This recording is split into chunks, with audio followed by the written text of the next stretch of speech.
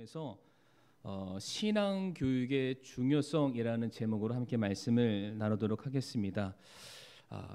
교육은 정말 중요한 것 같습니다. 예전에 그런 말이 있죠. 개천에서 용난다. 그러니까 내가 처해 있는 여러 가지 상태와 신분과 환경을 뛰어넘기 위해서는 교육밖에 없는 것 같습니다. 내가 공부를 잘해야 소위 말하는 신분 상승을 하게 되고 세상에서 성공을 하게 되고 어려운 환경, 가난을 끊고 조금 더 나은 삶을 살 수 있는 유일한 방법은 물론 부모로부터 좋은 것을 받는 것도 중요하겠지만 내가 정말로 잘 공부해서 잘 연마해서 성공하는 그런 방법밖에 없는 것 같은데, 그러다 보니까 사람들이 교육에 대한 중요성을 많이 강조를 하게 됩니다. 그래서 이 교육이 그렇게 중요하기 때문에 좀 더 빨리 준비해야 된다. 조금 더 빨리 준비해야 된다. 조기 교육이 기승을 부리고 있습니다. 제가 뉴스의 화면을 하나 가져왔는데, 초등 의대반, 우후죽순, 유치원부터 의대 준비. 의대를 가려면 좋은 대학을 가야 되겠죠. 근데 좋은 대학을 가려면 좋은 고등학교를 가야 됩니다. 면학 분위기가 좋은 학교. 그런데 그렇게 좋은 고등학교를 가려면 어디를 가야 되나요? 좋은 중학교를 가야 됩니다. 좋은 중학교를 가려면 어떻게 되죠?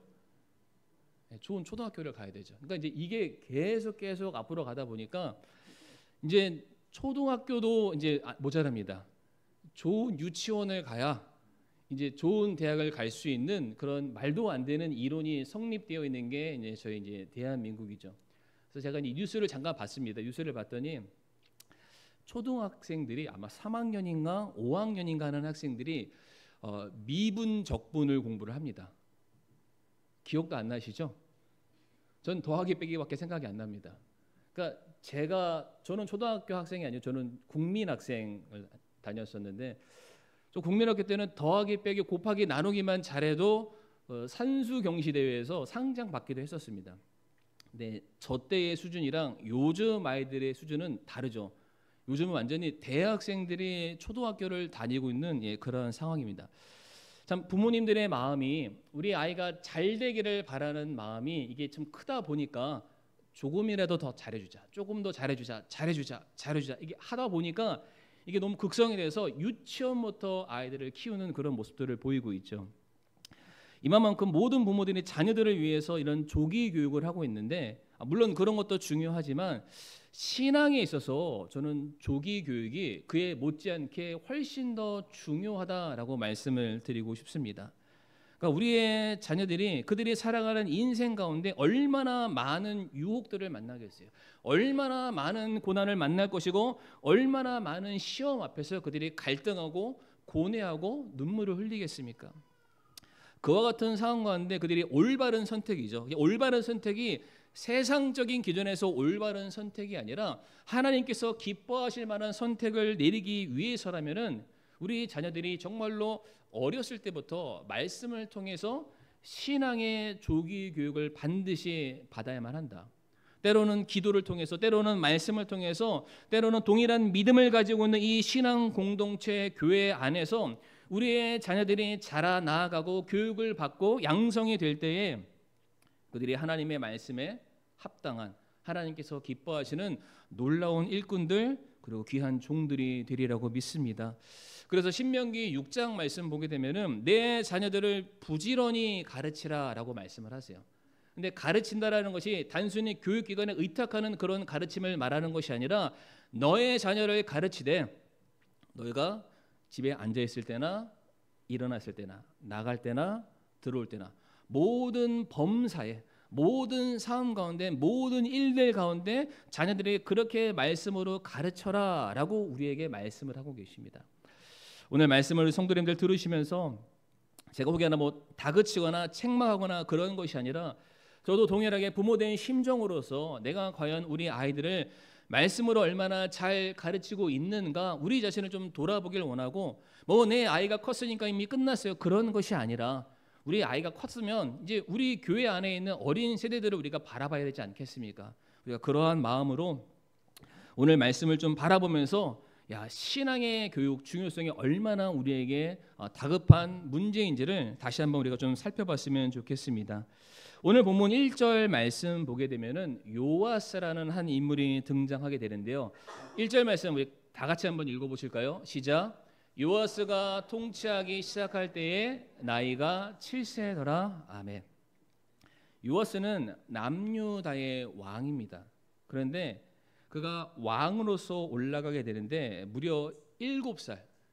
여기에는 지금 있지도 않습니다. 그 7살 아이가 한 나라를 통치하고 다스리는 왕으로서 등극하게 되는데, 이것은 다만 이 왕가의 후손이라는 그 입에 금수저를 물었기 때문에 왕으로서 그가 자리를 매김하는 것이 아니라, 그가 왕이 되는 그 일에 있어서 굉장히 혁혁한 공을 세웠던 한 사람의 공로가 있었기 때문인데, 그 사람의 이름이 바로 제사장 여호야다입니다. 이 제사장 여호야다의 개입과 간섭과 하나님의 인도하심이 요아스의 삶에 더해졌기 때문에 요아스가 한 나라의 왕으로 자리매김하게 되는데, 자, 그렇다면 요아스가 어떻게 왕이 되었고 왜 요아스가 왕이 됨에 있어서 여호야다의 도움이 필요했는지 제가 간단하게 도표를 통해서 역대기 21장과 23장의 말씀을 설명을 잠시 드리도록 하겠습니다. 도표를 좀 보여주시고요. 남유다 계보의 맨 밑에 보면 오늘 본문에 나와 있는 요아스라는 사람이 나오죠. 근데 요아스의 아버지는 아하시아였습니다. 그리고 그 아하시아의 부모님은 누구와 누구였습니까? 여호람과 아달랴였습니다. 그런데 여기서 우리가 주목할 것은 아달랴라는 그의 엄마인데, 아달랴는 어디 출신 사람입니까?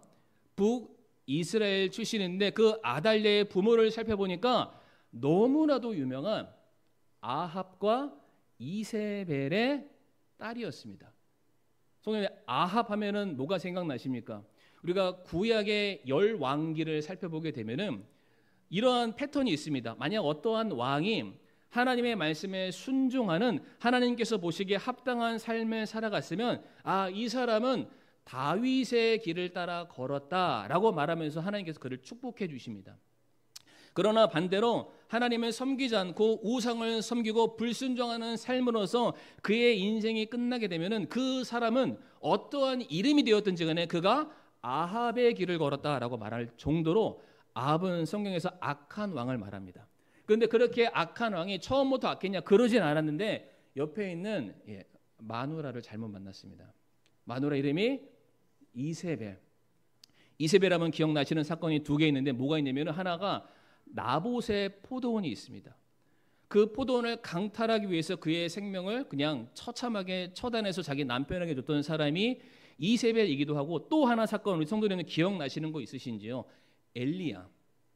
갈멜산 위에서 850대 1의 영적 전투에서 승리했던 엘리야를 향해서 내가 너를 반드시 내가 믿는, 내가 섬기는 바알의 이름으로 너를 죽이겠다라고 위협했던 사람이 이세벨입니다. 그래서 피의 여왕, 복수의 여왕이라는 그런 별명도 있는 그런 부모 밑에 태어난 사람이 아달랴. 아달랴가 남유다로 넘어와서 여호람과 결혼하게 되고, 그때부터 원래 그의 아버지였던 여호사밧은 하나님을 신실하게 섬겼던 왕이었는데 그 의로움의 정통성이 끊기고 여호람과 아달랴가 반대되는 삶, 하나님께서 원치 않는 그런 우상 숭배의 삶을 살아가다가 그의 통치 8년에 그의 모든 왕위가 끝나게 됩니다. 결국 하나님께서 기뻐하시지 않으니까 그의 모든 사명들을 끝내신 거죠. 그 이후에 아하시아라는 왕이 왕 위로 오르게 되는데 불과 1년만 왕 위에서 통치하다가 그의 생명 역시 끝나게 됩니다. 그러면은 원래 순서상으로 따지면은 자연스럽게 요아스가 왕이 되어야 함이 맞습니다. 그런데 여기서 아달랴가 등장합니다. 그러니까 요아스에게는 할머니죠. 아달랴의 마음속에 안 되겠다, 내가 이 나라를 통치해야 되겠다. 그래서 역대기야 22장 말씀 보게 되면은 이 아달랴라는 할머니가 자기 밑에 있는 손주들을 다 죽여버립니다. 그리고 스스로가 남유다의 왕으로 통치를 하게 되죠. 바로 이와 같은 상황이 벌어지는 것을 누가 살펴봤냐면 저기 개입하고 있는 제사장 여호야다가 이것을 알게 됩니다. 그래서 그때 정말로 갓 태어났던 그 갓난 아이였던 요아스를 그의 품에 안고 어디로 도망가게 되냐면은 성전 안으로 도망을 가게 되죠.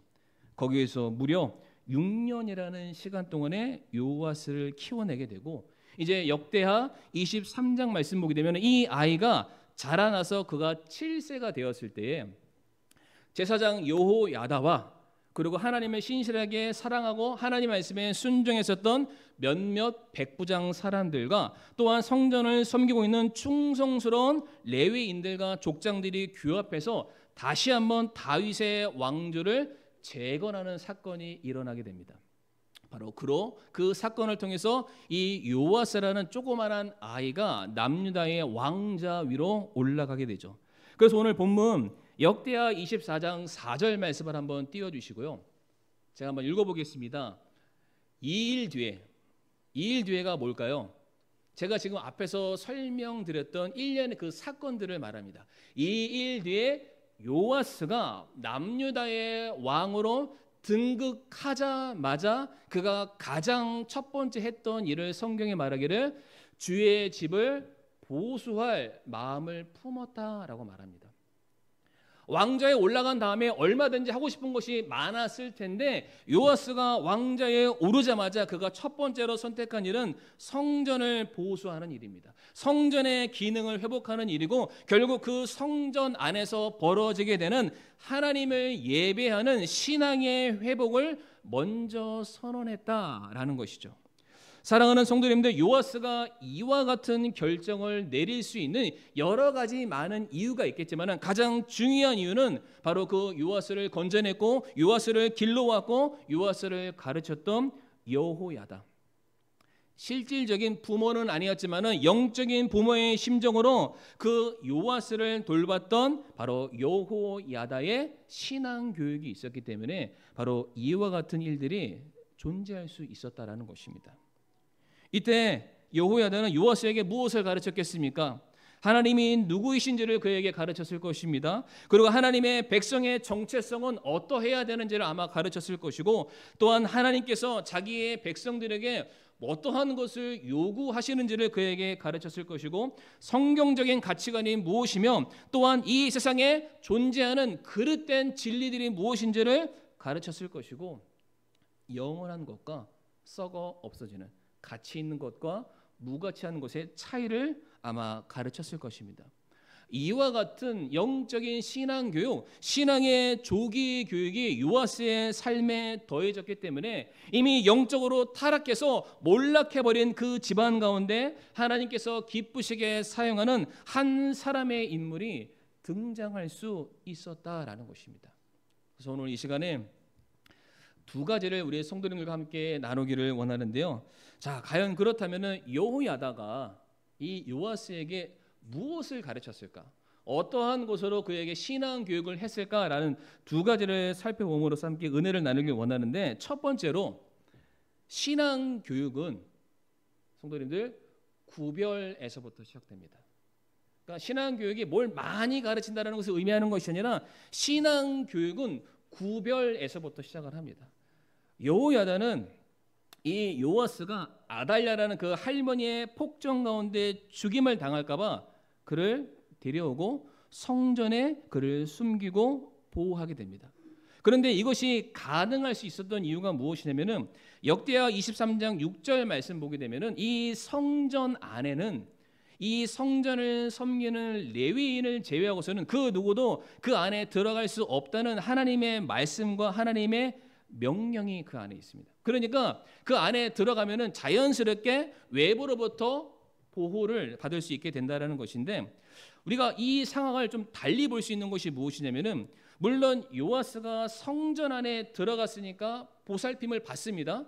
그러나 반대로 이 왕가의 모든 혜택과 자유를 누렸던 사람이 성전 안에 들어간 것은 마치 감옥에 갇힌 듯한 느낌을 받을 수도 있습니다. 그러나 성도님도 혹시 지난주 설교 기억나시나요? 지난주 설교 제목이 이러면 제가 매주 똑같은 설교를 할 수 있습니다. 부재중이 아닌 부재중, 아비부를 얘기하면서 그때 제가 어떤 내용을 말씀드렸냐면 이집트가 정말로 이스라엘을 괴롭히려고 작정했지만 오히려 하나님께서는 이스라엘을 이집트를 통해서 보호받게 하셨고 그를 강성케 하셨다라는 그 말씀을 전해드리게 됐는데, 마찬가지로 요아스의 경우에도 성전 안에 갇힌 듯 하지만 오히려 그 성전 안에 있었기 때문에 그가 보호를 받게 되고 거룩한 하나님의 백성으로서 그가 그 안에서 성장할 수 있게 됩니다. 민수기 18장 3절과 4절 말씀 한번 띄워주시고요. 이 말씀 제가 따로 읽지는 않겠습니다만 이 말씀의 포인트가 무엇이냐면은 성막과 성전 안에는 레위인을 제외하고서는 누구도 들어갈 수 없다. 혹여나 다른 사람들이 다른 목적과 개인의 어떠한 필요를 위해서 들어온다면 그 사람은 죽음으로써 그것을 막아라 라고 말씀하세요. 그러니까 철저하게 성전과 성막은 레위인의 것이어야 된다는 그러한 말씀입니다. 그런데 지금 이 성전 안에 누가 들어와 있습니까? 요아스가 있잖아요. 그러면 성도님들 질문 한번 해보겠습니다. 요아스는 지금 성전 안에서 어떠한 삶을 살고 있을까요? 레위인의 준한 삶을 살아갈 수밖에 없습니다. 그러니까 성전 안에서 그래 나 왕자야, 나 어떠한 사람이야, 자기의 과거 이 세상에 있던 그 신분을 그대로 가지고 그 안에서 살았다라는 것이 아니라 그 성전에 합당한 신분과 그 성전 안에서 내게 주어진 책임에 합당한 삶을 요아스가 살아갈 수밖에 없었다라는 것이죠. 레위인들은 성전 안에서 하나님께 예배 드리는 일을 하게 됩니다. 레위인들은 성전 안에서 참된 제사를 드리기 위해서 모든 봉사와 자신들의 모든 시간을, 자신들의 인생을 드리는 삶을 그 안에서 살아가게 됩니다. 레위인만큼은 누구보다 하나님의 말씀을 1.1획도 틀리지 않고 그에 합당하게 살아가기 위한 책임과 의무를 받고 있는 그런 사람들이죠. 더더욱더 레위인들은 하나님과의 관계 속에서 그들이 온전하게 쓰임 받아야 되니까 누구보다 거룩한 삶을 유지하기 위해서 애쓰는 그러한 사람들이었습니다. 그러니까 지금 그 사람들의 모습을 누가 보고 있냐면은 요아스가 보고 있고요. 그리고 요아스가 자신도 동일하게 레위인의 준한 삶을 살아간다라는 것이죠. 나 왕자니까 왕자의 삶을 사는 것이 아니라 그 안에서는 철저하게 요아스의 경우에도 예배자의 삶을 살아갈 수밖에 없었습니다. 그의 삶이 이렇게 구분되었던 것이 그로 하여금 모든 혜택으로부터 그를 떨어지게 만드는 것이 아니라 오히려 그에게 더욱더 귀한 특권을 주시는 하나님의 배려였다는 것이죠. 성도님들, 혹시 이 요아스가 이 성전이라는 특수한 장소에 구별되어 보호받지 못했다면 그에게 어떠한 일들이 일어났을까요? 아달랴 할머니의 손에 죽임을 당하거나 아니면은 그 할머니의 길, 아합의 길을 따라가면서 그의 영적인 순결을 지키지 못했을 것입니다. 그런데 이 일들 가운데 여호야다라는 그 한 아이를 바라보고 그 한 아이를 향한 하나님의 선하신 뜻을 분별했던 한 사람이 등장해서 이 아이를 통한 하나님의 뜻을 이루어내기 위해서 이 자녀에게, 이 영적인 아들에게 하나님의 거룩한 백성으로서 삶을 살아가도록 세상으로부터 구별해내고자 하는 그러한 신앙 교육이 자리를 잡았기 때문에 요아스라는 한 인물이 이 세상에 등장할 수 있었다라는 것이죠. 성도님들, 환경이 정말로 중요합니다. 환경. 그러니까 우리 자신도 그렇지만은 우리의 자녀들이 어떠한 환경과 어떠한 상황 가운데 놓여져 있는지에 따라서 우리 자녀들의 믿음과 그들의 성품이 얼마든지 결정될 수가 있습니다. 성경 말씀에 환경에 영향을 받은 한 사람을 소개해 드리길 원하는데, 베드로후서 2장 7절과 8절 말씀 보게 되면은 아브라함의 조카 롯에 대한 말씀인데, 사악한 자들의 더러운 행실로 인해 누구를 말합니까? 소돔과 고모라에 살고 있는 수많은 죄인들의 그 사악함의 더러운 행실로 인해서 괴로움을 받았던 의로운 롯을 건져냈다라고 말씀하시죠. 소돔과 고모라에 살고 있는 롯은 성경에 말하기를 의로운 자라고 말합니다. 그런데 그 의로운 자가 8절 말씀 보면 이는 저 의로운 사람이 그들 가운데 거하며, 그 다음 뭐라고 되어 있습니까? 그들의 불법 행위를 보고 들으면서 날마다 자기의 의로운 혼을 괴롭게 하였다라고 되어 있어요. 내가 아무리 내 의로움을 지키려고 애쓰고 노력한다 할지라도 내가 지금 발붙이고 서 있는 이 삶의 현장이 죄로 물들어 있고 죄로 가득하다면 내 의로움은 결단코 순결해질 수가 없습니다. 그러니까 하나님께서 말씀하시는 거예요. 로사, 나와라. 너의 의로움은 그 죄 가운데서 물론 빛을 발하고 빛과 소금의 역할을 감당하면 좋겠죠. 그러나 내가 뭐라고 그 자리에서 내가 싸워서 이길 수 없다라는 거예요. 나와야 된다. 우리가 그 자리에서 나올 때 우리의 영적인 순결함을 지킬 수 있다. 분명한 분별, 구별, 분리를 성경이 우리에게 가르쳐주고 있습니다. 고린도후서 6장 16절에서 18절 말씀 제가 한번 읽어보겠습니다. 하나님의 성전이 우상들과 무슨 조화를 이루겠느냐? 너희는 살아계신 하나님의 성전이니라. 하나님께서 이르시되 내가 그들 가운데 거하고 그들 가운데 거닐며 나는 그들의 하나님이 되고 그들은 내 백성이 되리라. 주가 말하노라. 그러므로 너희는 그들 가운데서 나와 분리하고 부정한 것을 만지지 말라. 그리하면 내가 너희를 받아들여, 같이 읽겠습니다. 너희에게 아버지가 되고 너희는 내 아들 딸이 되리라. 주 곧 전능자가 말하노라 하셨느니라. 아멘. 이 말씀도 하나님의 성전이 어떻게 우상과 이 세상과 조화를 이룰 수 있겠냐? 절대로 그럴 수 없다라고 말합니다. 우리는 이 세상에 양다리를 걸치고 내 신앙을 지키려고 하지만 결단코 그렇게 살 수 없다. 우리가 세상이든 하나님이든 양당 간에 선택하고 거기에서 내 신앙의 뿌리를 내려가야 되지 양쪽 다 균일하게 내 믿음을 지켜나갈 수 없다라고 말씀하시죠. 정서적인, 정신적인 내 생각 속에서의 분리를 말씀하지 않으시고요. 실제로 내 삶에서의 분리를 강조하십니다. 구분돼야 된다는 거예요. 구분되지 않고서는 우리의 의로움을 우리가 온전하게 붙들 수 없다라고 말씀하십니다. 성도님들, 자녀들 사랑하시죠? 아끼시죠? 어떤 영상 보니까 이렇게 큰 자녀도 부모님 눈에 보일 때는 여전히 7살, 8살로 보인대요. 아닌가요? 이제 너무 커서 징그러우신가요? 어쨌든 딱 자녀 보면은 예쁘잖아요. 가장 좋은 것만 해주고 싶잖아요. 그러니까 부모로서 최선을 다합니다. 이렇게 막 미세먼지 뭐가 많으면 아유 감기 걸릴까 기관지 상할까봐 마스크를 사다 씌워주기도 하고요. 뭐 환경 호르몬이니 뭐니 막 이런 얘기 나오면은 야 그런 음식 그냥 쳐다도 안 보게 하고 좋은 거 유기농으로 비싼 거 알죠? 부모님들은 생전에 유기농 이런 거 생각도 안 하고 아무거나 다 주워 드셨잖아요. 근데 자녀를 위해서라면은 모든 거 다 아끼지 않고 막 다 줍니다. 특별히 우리 성도님들 맹모 삼천지교 아시나요?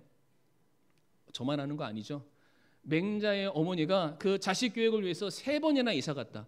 첫 번째 그 맹자가 어디 살았는지 혹시 아십니까? 무덤 근처에 삽니다. 무덤 근처에서 맨날 뭐 들었겠어요? 이제 가면 언제 오나? 야, 엄마가 딱 집에 왔는데 이 아들이 이제 가면 언제 가나? 이제 막 태어나서 막 자라나고 있는 애가 죽을 상하고 있으니까 답답한 거예요. 안 되겠다. 이사를 갔습니다. 그 다음 이사 간 게 시장이었습니다.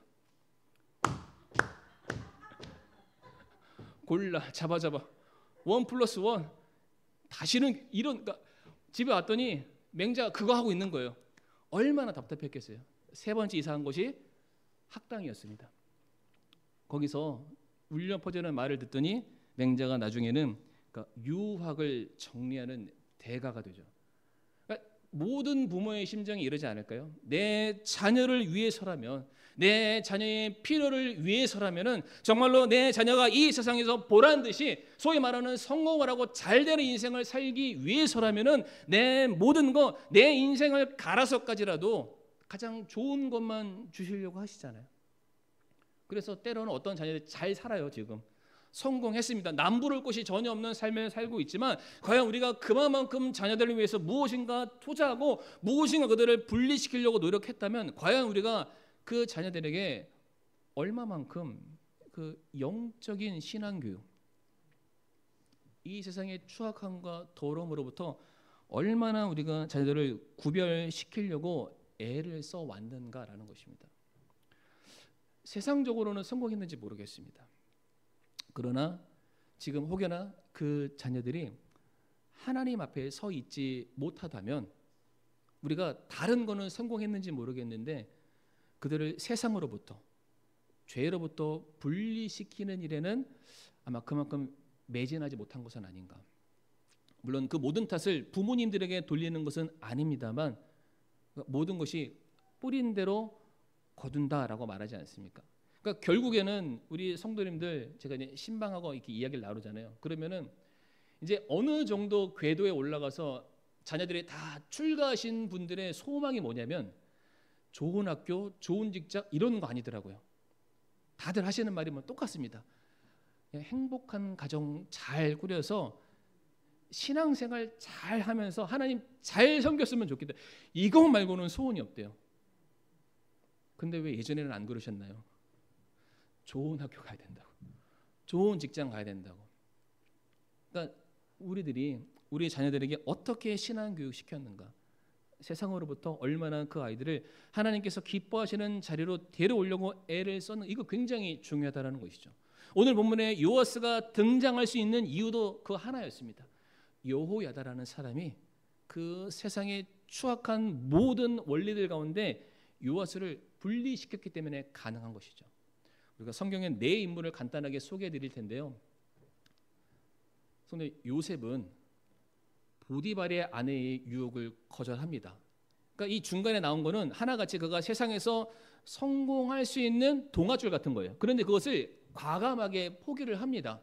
그럼 세상적인 관점에서는 야, 그 기회를 놓쳤어? 너 망할 거야, 실패할 거야, 너 나고자 될 거야. 그런데 그렇게 세상이 준 기회를 포기하고 하나님의 자녀로서 구분되고 거룩함을 선택했더니 오히려 요셉은 이집트의 총리가 됩니다. 그런데 요셉이 이렇게 될 수 있는 건 그의 아버지 야곱의 도움이 있었겠죠. 모세의 경우는 어땠나요? 이집트 왕자의 권한을 포기하는데 그렇게 할 수 있는 가장 중요한 계기가 누가 있었냐면 그의 어머니 요게벳입니다. 품 안에 안고 모세를 너 이집트 사람 아니야, 너 히브리 사람이야 계속해서 가르치잖아요. 결국에는 나고자 실패자가 아니라 이스라엘의 지도자로서 그가 자리매김하게 되죠. 다니엘도 그렇고요, 에스더도 그렇습니다. 에스더는 누구의 도움이 있었습니까? 그의 삼촌, 몰라도 돼요, 모르드게가 계속해서 신앙교육했더니 내가 죽으면 죽으리라. 근데 아니에요, 안 죽었습니다. 오히려 왕후로서 끝까지 자리매김하게 되고 민족을 구원하는 놀라운 일들에 쓰임받게 됩니다. 성도님들, 분리는 실패가 아닙니다. 우리 자녀들을 그렇게 분리해내면 오히려 그 자녀들이 하나님께 더 놀라운 그릇으로, 종으로 쓰임받게 된다는 것이죠. 그러니까 신앙교육이 너무 중요한 겁니다. 근데 그 시작은 분리, 세상으로부터 분리. 두 번째, 신앙의 교육은 모본을 통해서 완성됩니다. 그러니까 시작이 분리라면 그 완성을 시켜야 되잖아요. 모본, 내 삶의 행함으로써 우리 자녀들을 지켜내야 된다는 것이죠. 오늘 역대하 23장 3절 말씀을 한번 띄워주시고요. 온 회중이 하나님의 제에서 왕과 언약을 맺으며, 여기서 왕은 요아스 어린아이를 말합니다. 그가 그들에게 이르되 보라, 주께서 다윗의 아들들에 관하여 말씀하신 대로 왕의 아들이 통치하여야 하리라 라고 말합니다.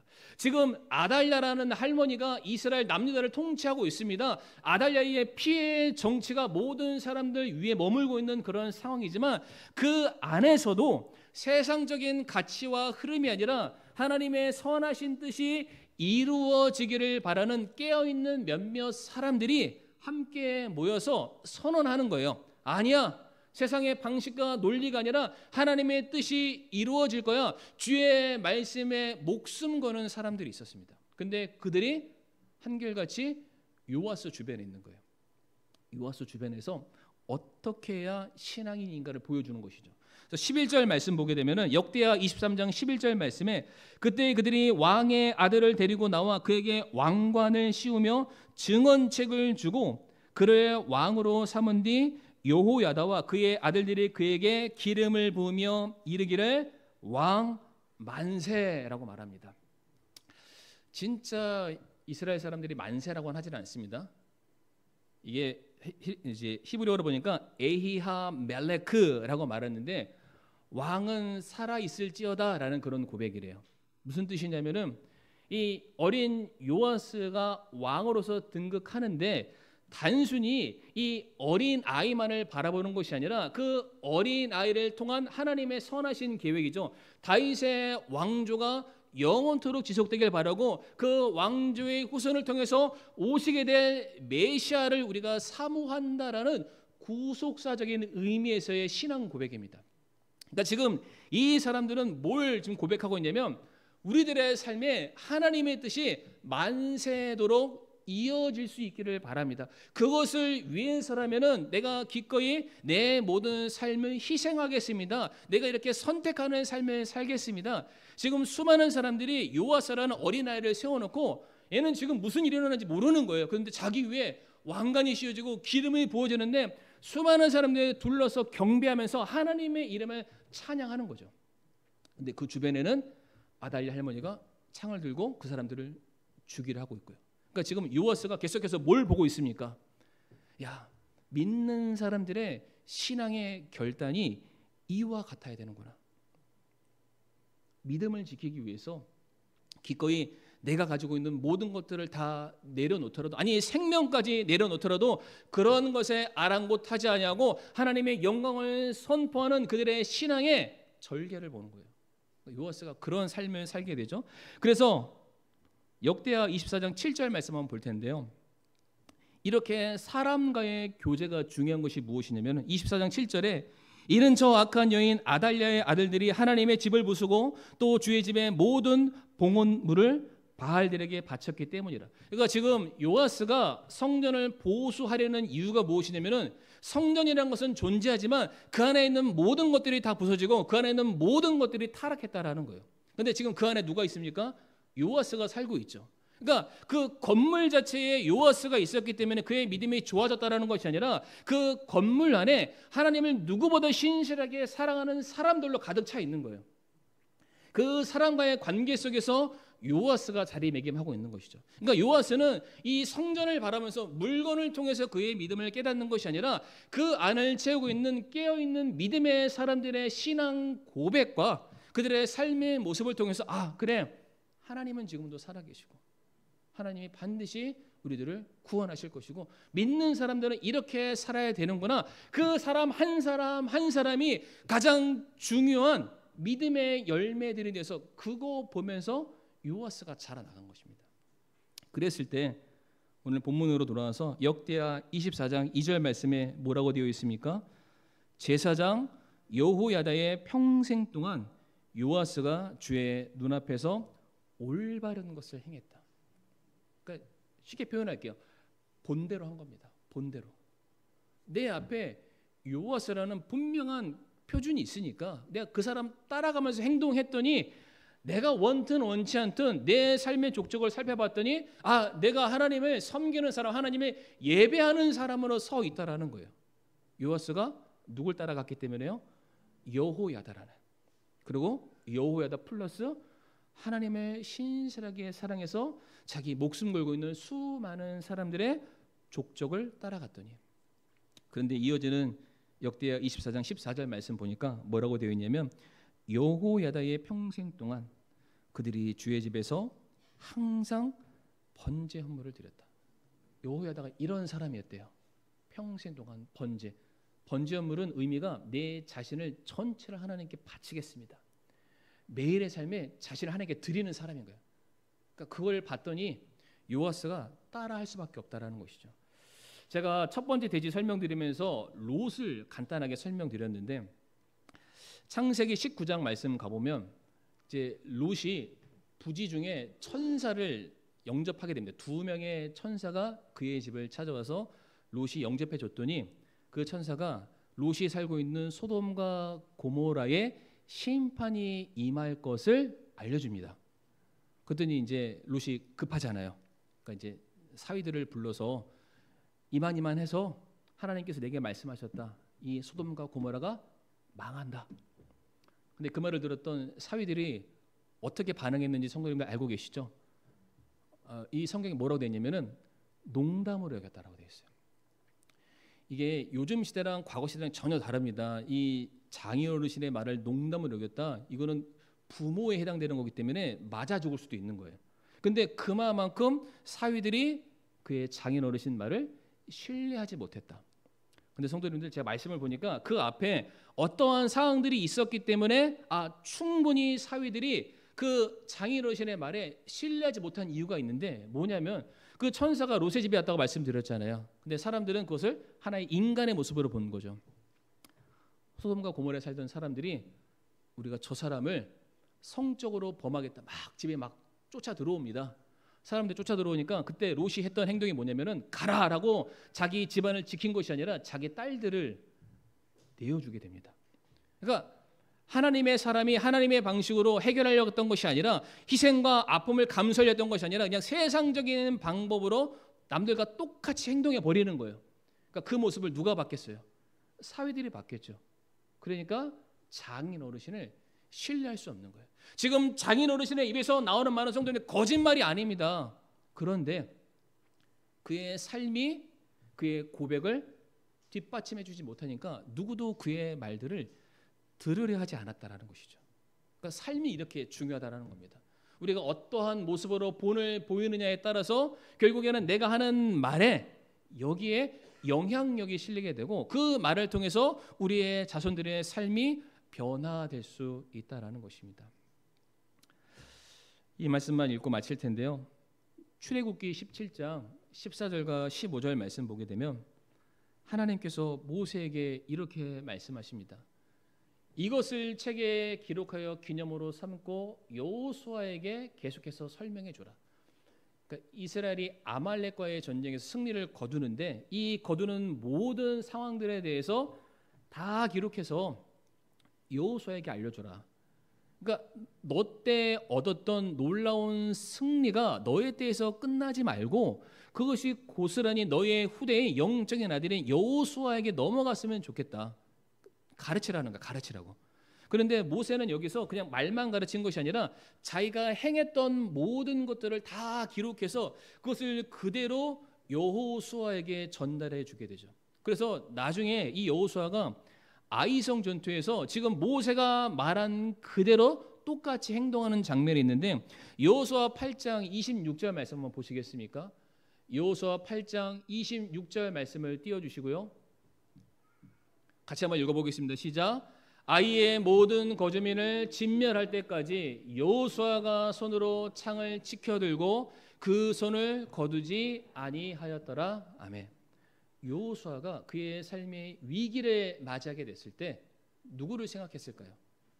자기 영적인 아버지, 지도자였던 모세를 생각하게 되고, 모세가 자기에게 보여주고 알려줬던 그대로 행동하게 되었을 때 그도 역시 위기를 탈출하게 되고 승리를 거두게 되었던 것입니다. 이만큼 우리들의 삶의 모본이 중요하다라는 것이죠. 그래서 말씀을 마무리하겠습니다. 우리 자녀들이, 그리고 우리 교회의 다음 세대들이 잘 자라길 원하고 믿음 성장하길 원하고 하나님께 쓰임 받기를 우리 모든 부모님들이 원하실 텐데, 그러려면 우리가 그 길을 걸어가고 있어야만 합니다. 그래야 우리가 말하는 것들이 공신력이 생기는 거예요. 우리가 그런 열매를 보여줘야 우리의 후손들도 그걸 보면서 기대하는 마음이 있어서 우리와 똑같은 길을 걸어가지 않겠습니까? 우리 자녀들을 정말로 이 신앙의 조기 교육이죠. 모든 걸로부터 분리하고 거룩하게 세우는 일에 우리 성도님들 앞장서 주시길 바라고요. 그리고 그 자녀들이 그들의 믿음이 완성될 수 있도록 성도님들이 먼저 본을 보여주시기를 바라겠습니다. 그래서 마지막으로 혹여나 우리 성도님들 자녀들 중에 이게 믿음에서 떠난 자녀들이 간혹 있습니다. 믿음에서 떠났다는 게 구원 안 받았다 이런 게 아니라, 그러니까 어떤 신앙생활이나 하나님을 떠난 듯한 그런 자녀들이 간혹 있죠. 염려가 됩니다. 그 자녀들을 볼 때마다 기도가 절로 나오죠. 그러나 성도님 염려 안 하셨으면 좋겠습니다. 왜냐하면 우리들에게도 자녀이지만 하나님에게도 그들은 하나님의 자녀입니다. 그러니까 우리가 그들을 포기하지 않고 계속해서 사랑으로 관심을 두고 그들을 우리가 붙잡는 것처럼 하나님께서도 그들을 향해서 하나님의 눈동자를 결코 돌리지 않으실 것이고 그들을 지금도 붙들고 계시고 반드시 그들을 있어야 될 자리로 인도해 주실 것입니다. 그러니까 그러기 위해서는 그러니까 우리가 먼저 된 우리가 하나님이 살아 계신 것처럼 살아야 됩니다. 하나님께서 우리를 포기하지 않는 듯한 그런 신앙의 경주를 우리가 오늘도 살아가고 있을 때에 우리의 자녀들은 그것을 바라보면서 하나님을 소망할 수 있게 될 것입니다. 그래서 이 5월 첫째 주 어린이 주일을 맞이해서 우리 사랑하는 모든 성도님들, 신앙에 있어서 선배된 우리 모든 성도님들이 귀한 본을 보여주시기를 주님의 이름으로 부탁을 드리겠습니다. 이 시간